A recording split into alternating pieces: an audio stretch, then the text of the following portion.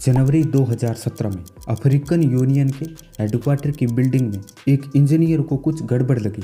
इसके बाद इंजीनियर ने नोटिस किया कि अक्सर आधी रात में ये सर्वर शंघाई के किसी सर्वर से जुड़ जाते हैं, जिसमें ईमेल और ऑडियो फाइल चीन तक ट्रांसफ़र हो जाती है। दरअसल अफ्रीकन यूनियन के हेडक्वार्टर को एक चाइनीज़ कंपनी ने बनाया था। इसमें चाइनीज़ कंप्यूटरों को ही इंस्टॉल किया गया था। फिर जब इस बिल्डिंग की छानबीन की गई तो पता चला कि फर्नीचर और दीवारों में माइक्रोफोन लगे हुए थे।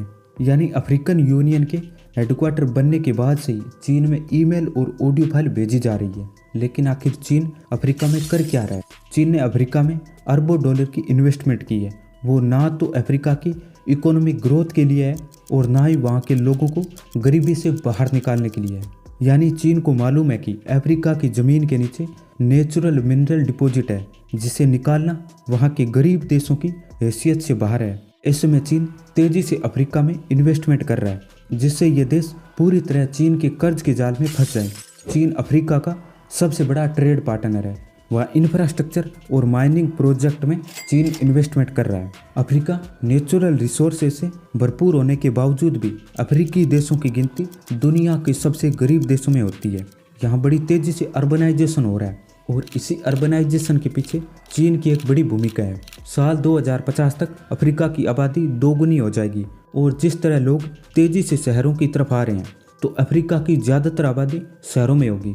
ऐसे में अफ्रीका का इंफ्रास्ट्रक्चर विकसित करने के लिए चीन एक इम्पोर्टेंट रोल निभा रहा है, जिसमें से ज़्यादातर प्रोजेक्ट तो सीधे चाइनीज़ कंपनी बना रही है और बाकी प्रोजेक्ट में चीन की तरफ से फंडिंग हो रही है। अब अफ्रीका के देशों में चीन के बारे में कहा जाने लगा है कि अगर किसी शहर में 3 मंजिल से ऊंची इमारत या 3 किलोमीटर से लंबी सड़क बन रही है, तो ये मान लेना कि उसे ज़रूरी चाइनीज़ कंपनी बना रही है।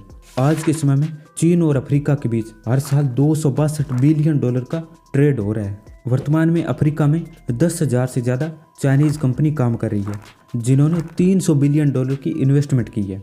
वहीं अफ्रीका के देशों को चीन से मिलने वाला लोन की आधी रकम ऑफिशियल डेटा में नहीं दिखाई जाती। इसे हिडन डेट कहते हैं। इस कारण इन देशों में लोन की कुल वैल्यू को लेकर अब भी डाउट है। कई इकोनॉमिस्ट लंबे समय से आरोप लगाते आए हैं कि चीन जानबूझकर दूसरे देशों को इतना कर्ज देता है जिसे वापस चुका पाना असंभव है। इसलिए इसे डेट ट्रैप डिप्लोमेसी कहते हैं। हालांकि चीन इन आरोपों से इनकार करता है। चीन के फॉरेन मिनिस्टर वांग यी ने ऐलान किया कि चीन ने 17 अफ्रीका देशों को दिए गए 23 लोन को माफ़ कर दिया है। वहीं 2020 में भी अफ्रीकी देशों को दिया गया $113 मिलियन का लोन माफ़ कर दिया है। हालांकि कई लोगों का मानना है कि वेस्टर्न कंट्रियों के लगाए गए आरोप और श्रीलंका के हम्बनटोटा पोर्ट को चीन ने जब से लीज पर दिया है, इसके बाद से ही चीन लोन माफ़ करके अफ्रीका के देशों को भरोसा दिलाने की कोशिश कर रहा है। जब पूरी दुनिया कोरोना पैंडेमिक में परेशान थी, तब चीन ने अफ्रीका के कई देशों में $2.7 बिलियन की इन्वेस्टमेंट की।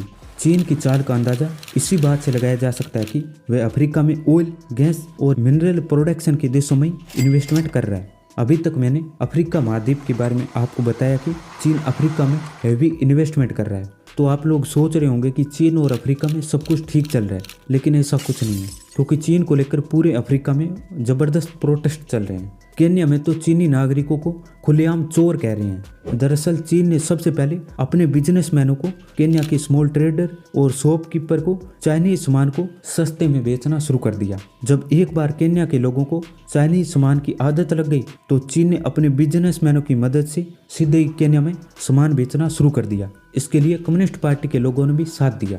वहीं चीन ने अपने सामान को यहां पहुंचाने के लिए ट्रांसपोर्ट सब्सिडी और सामान को सस्ते में बेचना शुरू कर दिया। इसलिए केन्या के लोग आम दुकानों की बजाय सीधे चाइनीज शॉपिंग मॉल में जाकर सामान खरीदने लगे। फिर केन्या ने भी चीन को सबक सिखाया। दरअसल चीन और केन्या के बीच $3.2 बिलियन की स्टैंडर्ड गेज रेल लाइन के निर्माण की डील को रद्द कर दी। इसके अलावा अफ्रीकी देश घाना ने भी हाल में बीजिंग ओवरवे traffic and lightning tech company की कॉन्ट्रैक्ट को रद्द कर दिया है। वहीं इंडिया चीन को काउंटर करने के लिए अफ्रीका में दूसरा सबसे अधिक लोन देने वाला देश बन गया है। भारत ने अफ्रीकी देशों को पिछले 10 सालों में $32 अरब के लोन बांटे हैं। यानी अफ्रीका के देशों ने जितना कर्ज लिया है, उसका 38% कर्ज सिर्फ भारत ने दिया है, जो चीन से थोड़ा ही कम है। अफ्रीकी देशों में बेशकीमती प्राकृतिक संसाधन लूटे जा रहे हैं। चीन को भारत के फॉरेन मिनिस्टर एस जयशंकर ने कहा कि भारत दोहन करने वाली इकोनॉमी नहीं है।